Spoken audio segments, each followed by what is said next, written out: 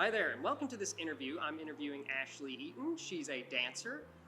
So first up, when did you start getting into dancing? I got into dance around 7 years ago, I believe. I was in 7th grade, so I think that was 2015 or so.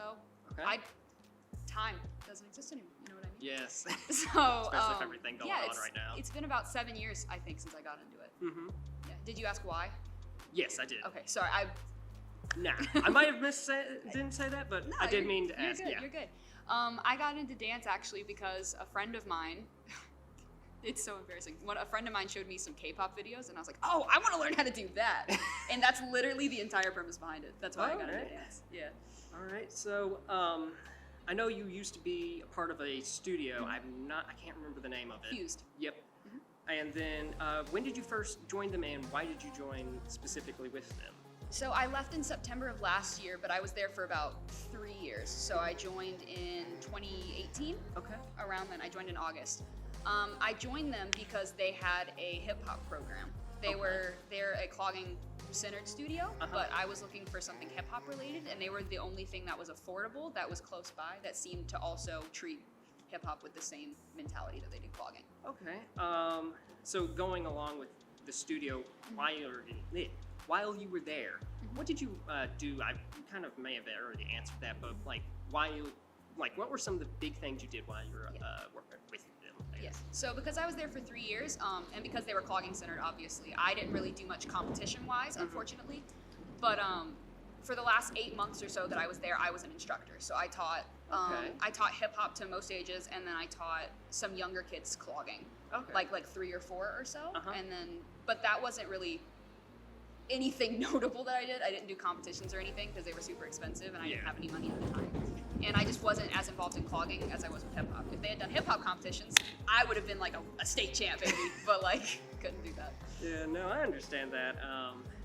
Yeah. So, I think you said this, but I'm just gonna ask keep it going. again. Yeah. So, when you were a part of them, you left them just recently, I believe. When did you leave them, and was there a reason why you left them in particular?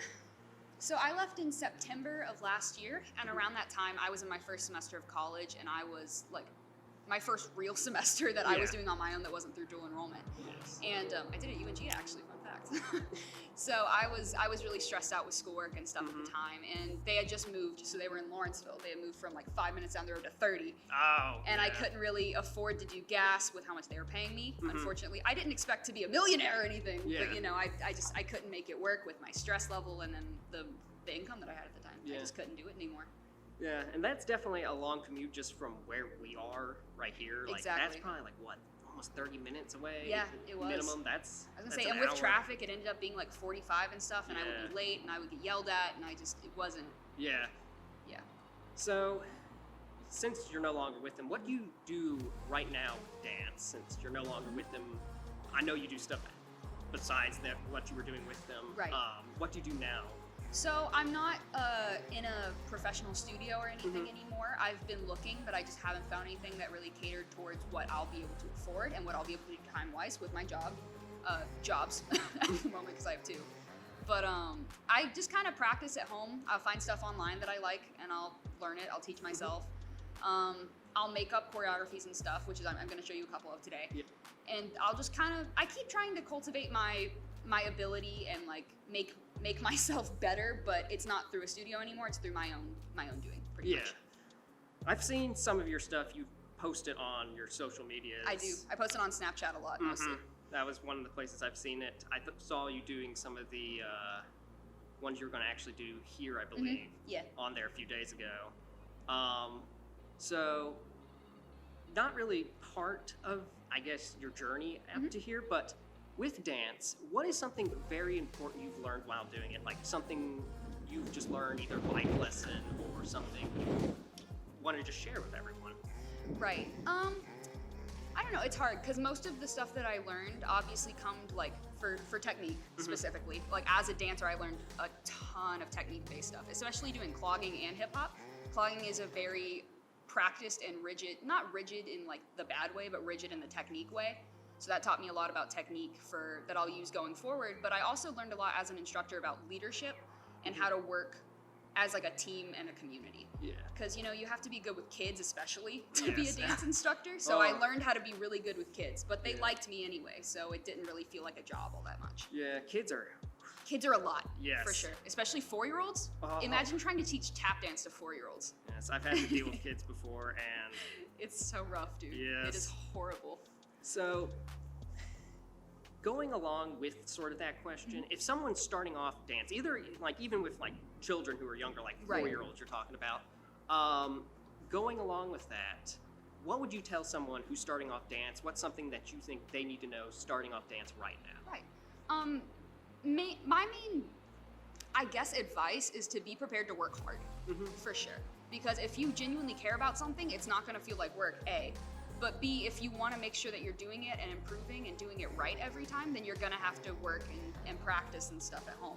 So that's my main thing. If you're serious about it, then practice it, but don't practice so seriously to the point that you're not having fun with it anymore. Yes, it's all, and I would say it's definitely important that Yeah, don't lose your love for it. If you're doing it because you love it, then you won't have to feel like you're working at it that much. yes. You know what I mean? Yeah, I've definitely done stuff in the past where I've gotten so serious about it. That it and- stopped being fun. Yeah, Stop being a exactly. hobby. Yeah.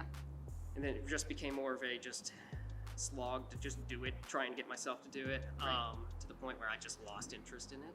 Right. So, yeah. And that was part of the problem with like doing it because technically I was a professional because I got paid for it. Mhm. So that was also part of the problem is I lost some of the love that I had for it because I also wasn't doing it based on my own, I was doing my own choreography, but like it wasn't me, I had to run it by my instructor, my boss. I had to, not that there's anything wrong with this, but because it was kids, it might not have catered towards my skill level sometimes Yeah. because the oldest I taught was like 13 or so, and then adults who had never danced before. So it was kind of hard to balance feeling like I'm an actual instructor and just kind of teaching willy-nilly, you know what I mean? Yeah. All right. So that's pretty much everything I had to ask you. Thank you for coming and doing this. Yeah, of course, no worries. And thank you for actually doing the choreography. know we haven't done that one Yeah, yet, but but we'll get there. when we get to it, thank you for doing that anyways. Yeah, of Just wanted to course. thank you while we're on this camera speaking. So yeah. Did you have any extra questions for me, like from you personally? No, I can't think of anything. Those were honestly just the questions I was having. I was just curious about how you got to where you are from Right. where you started to now, and I just wanted to hear some of the things that you actually have learned while you were actually doing dance. I felt like that was something important for me to hear personally, because even if it doesn't relate to dance, that's something I could also just like to hear. Right, I like especially hearing- as someone going into something that you love, right? Because this is what you're passionate about. So Yes. you want to know what to expect from that kind of field, I'm guessing. Yeah. Yeah.